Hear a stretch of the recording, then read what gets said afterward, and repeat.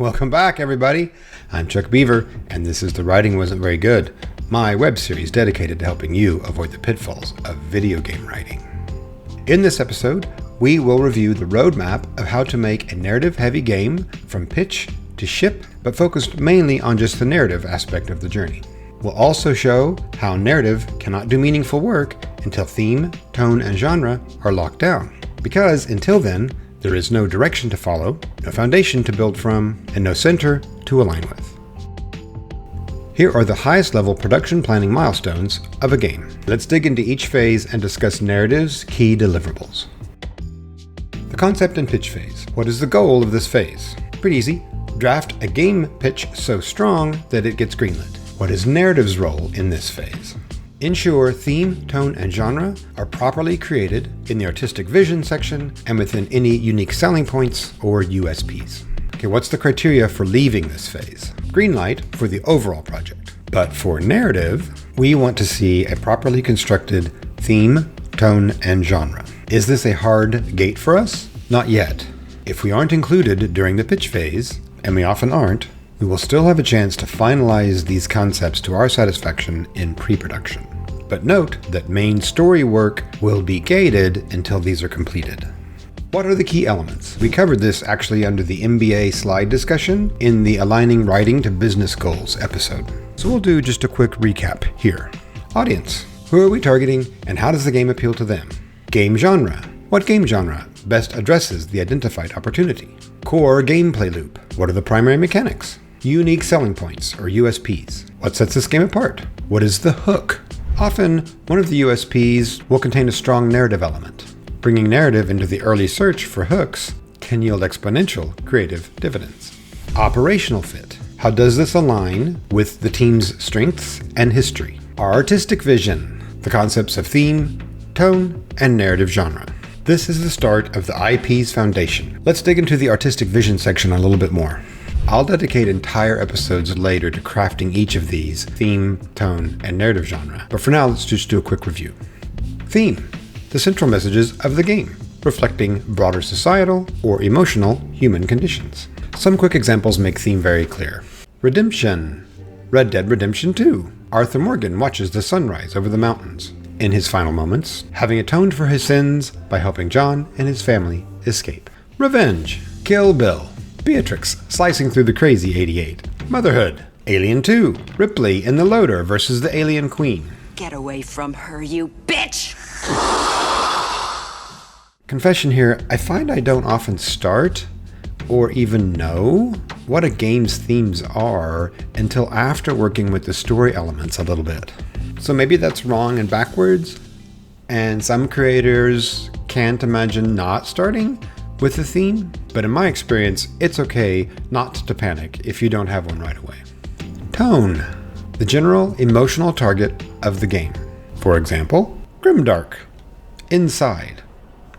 Slapstick. Borderlands. Wonder and awe. Journey. And unlike theme, tone is an early must-have decision. Otherwise, the team's work becomes scattershot, dooming you later when the tone is finally discovered and everything already built fights against it. Narrative genre. The framework and characteristics that describe the storytelling itself. These are actually familiar categories. Action-adventure. Guardians of the Galaxy. Mystery. Dear Esther. Horror. Dead Space. Narrative genre is also a must-have decision as early as possible. Narrative genre gives the story's shape and identity a clear direction, providing the team with a cohesive map for tone, style, and themes, while preventing a chaotic mix of elements that would confuse the audiences. Pre-production. What's the goal of this phase? To translate the approved game pitch into detailed production plans and designs. This includes pipelines, milestones, core gameplay pillars, world foundations, and narrative structure. Narrative's role in this phase. First, to finalize theme, tone, and genre if they were not locked down during the concept phase, and then begin building the narrative structure and world foundations. The World Bible, story treatments, act structure, and early mission and quests. And what's the criteria for leaving this phase? Approval of the full production plan. including a validated narrative structure that supports the gameplay, pillars, and artistic vision. And here are our hard gates. Our first task is finalizing theme, tone, and narrative genre. If those weren't fully solidified during the concept pitch phase, they must be now. Theme being a bit of an exception here. You don't have to have that locked down. It's nice to have it, as we mentioned before, but it can come a little bit later. Only once those are secure can we begin building the world Bible itself. Before we can fully launch the game's creative design teams, we need to ground the world in clear shared foundations. The world Bible is that foundation.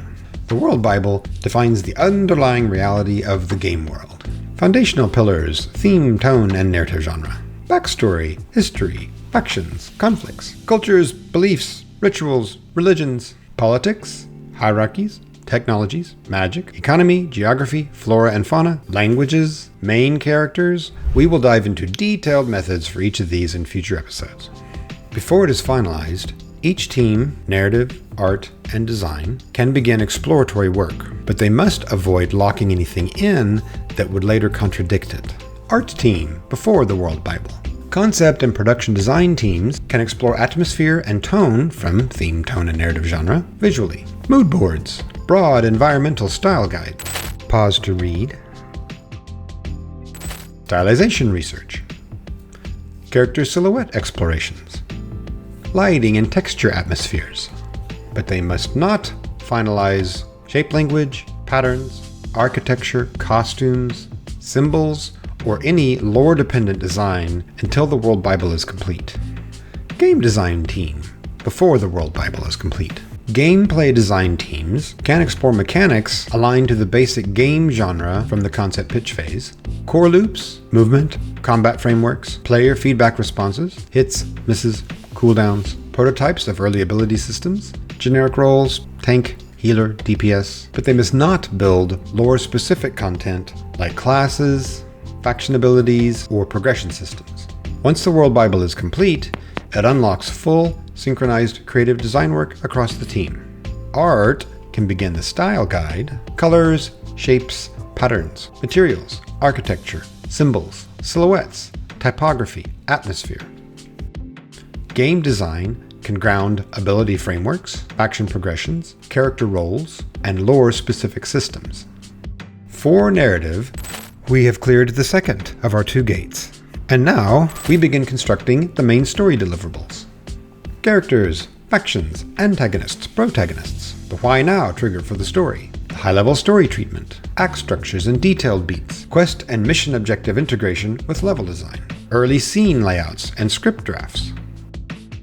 Production itself. What is the goal of this phase? Actually build the full game and get it playable, stable, and ready for ship. What is narrative's role in this phase? Finalize voiceover and cinematics through iteration, rewrites, playtesting, and localization, all while constantly suturing narrative clarity, pacing, and storylines back together through production cuts and scope creep. What is the criteria for leaving this phase? All narrative content is implemented, final voiceover and cinematics are recorded and integrated, localization is complete, the story is stable and debugged at Gold Master status. And so, production begins. The journey from blueprints to bruises. If you haven't already engaged in scene layouts and mission objective designs with your level design partners, now is the time. So at this point, we are writing proto-dialogue in Scratch scripts to stub into early Greyboxes as fast as possible, so we can see and hear the story living in the live level walkthroughs. This is critical. Yes, use temporary voiceover, including team members if you have to. It doesn't have to be good. Yes, stub in Scratch storyboard drawings for cinematics as soon as humanly possible.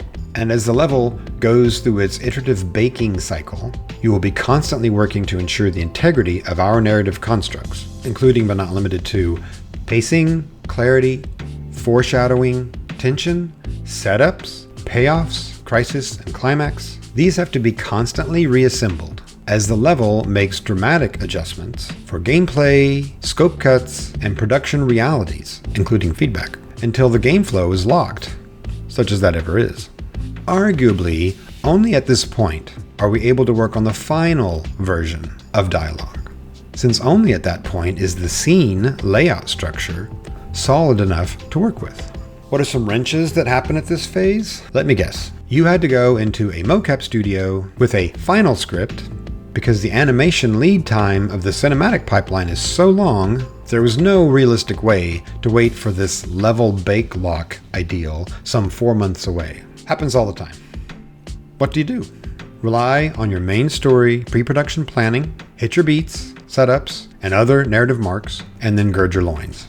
And don't forget localization. Everyone always forgets to factor in localization. And of course, actually getting to 0 bugs. Oh, and rewrites. Lots of panicked, late night rewrites. Launch. Goal of this phase. Really easy. Release the final stable version of this game to the public. Narrative's role in this phase. Fortunately for us, by the time we arrive here, our work has to be done. Done. We may have to help with the marketing materials, but otherwise, our game work needs to be final in order for the game to even launch. The criteria for leaving this phase, the game ships.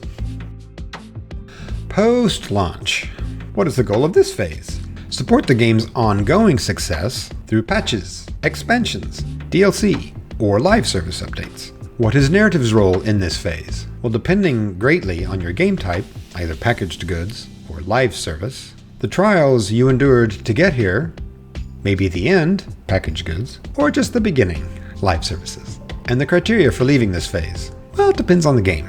For packaged goods, the final patch is shipped, no further narrative work is planned. Just kidding, you're already either behind on the DLC or the sequel. For live service, this phase never ends, and you supply ongoing narrative support for regular update cadence.